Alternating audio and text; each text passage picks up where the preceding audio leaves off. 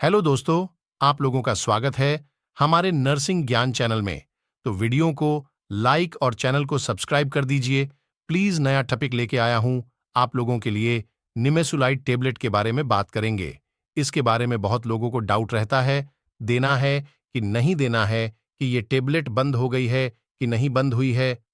देखो दोस्तों, बंद हुई है, पर कहां पर बंद हुई है, किसके लिए बैन हुई है, सब चीज जानेंगे इस वीडियो में। तो वीडियो को पूरा अंत तक देखिए। टेबलेट निमेसुलाइड का बहुत अच्छा इस्तेमाल है, तो एक तरफ से इसका साइड इफेक्ट भी है। It is a non steroidal anti inflammatory drug class. यह नॉन स्टेरॉयडल एंटी इन्फ्लेमेटरी। पहला पॉइंट याद रखना, क्लास आपको याद रहनी चाहिए है सब दवाई की। दूसरी चीज आती है, it produce to action analgesic and antipyretic by inhibit prostaglandin. समझिएगा, इसी पॉइंट में इसकी सारी चीजें छुपी हुई हैं। बोल रहे हैं निमेसुलाइड जो होती है, निमेसुलाइड के बारे में बताएगा। इट प्रोड्यूस टू एक्शन, दो प्रकार की एनाल्जेसिक एनाजेसिक। वो दवाई है जो दर्द का निवारण करती है, दर्द को कम करती है।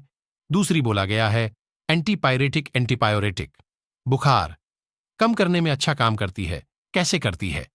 यह प्रोस्टाग्लैंडिन की क्रिया को रोककर। सबसे महत्वपूर्ण बात है कि भैया, हमारे जो निमेसुलाइड टेबलेट है, निमेसुलाइड एक महत्वपूर्ण फंक्शन प्रोड्यूस करती है। यह प्रोस्टाग्लैंडिन की क्रिया को रोक देती है और यह दवाई दो तरह से कार्य करती है। पहला, बुखार को कम करना, और दूसरा, शरीर का दर्द कम करना। यह आप लोगों को दो चीजें समझ में आई होगी। निमेसुलाइड के 200 mg की टेबलेट दिख रही है फोटो में, और दो बातें बताई हैं आपको। नाइन स्टेराइनाइड और एंटी इन्फ्लेमेटरी क्लास की दवाई होती है। साथ में मैंने बताया एनजेसिक और एटीपायोरेटिक काम करती है। आगे देखते हैं मैकेनिज्म ऑफ एक्शन। सबसे महत्वपूर्ण है, ये जो निमेसुलाइड है हमारे शरीर के अंदर जाने के बाद किस तरह से काम करेगी, किस तरह से बीमारी को ठीक करेगी, किस तरह से दर्द को कम करेगी, और ये कैसे बुखार को कम करेगी। पहला लाइन लिखी हुई है निमेसुलाइड के मैकेनिज्म में। मैकेनिज्म, दवाई की क्रिया। Nimesulide inhibit the format of क्यूएक्स enzyme. सबसे महत्वपूर्ण बात है, निमेसुलाइड जो होती है सीओएक्स एंजाइम की क्रिया को रोक देता है। डायग्राम आप एक बार देखिएगा। मोड ऑफ एक्शन, निमेसुलाइड का एक्शन बता रहा है भैया। निमेसुलाइड जो है करती क्या है? Tissue damage, of release of प्रोजेंस। देखिएगा, सबसे पहला चीज भैया, कोई भी हमारे सेल के अंदर ये एक्टिविटी होती है।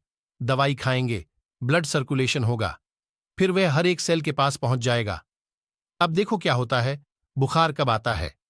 जब आरबीसी डब्ल्यूबीसी डैमेज होने लगती है, तो उसके ज्यादा एग्रीकेशन की वजह से बुखार आता है। जब भी सेल डैमेज होती है, तो फास्फोलाइपिडेज एक एंजाइम उत्पन्न होता है। वह एराकिडोनिक एसिड बनाता है। यह एराकिडोनिक क्या करता है?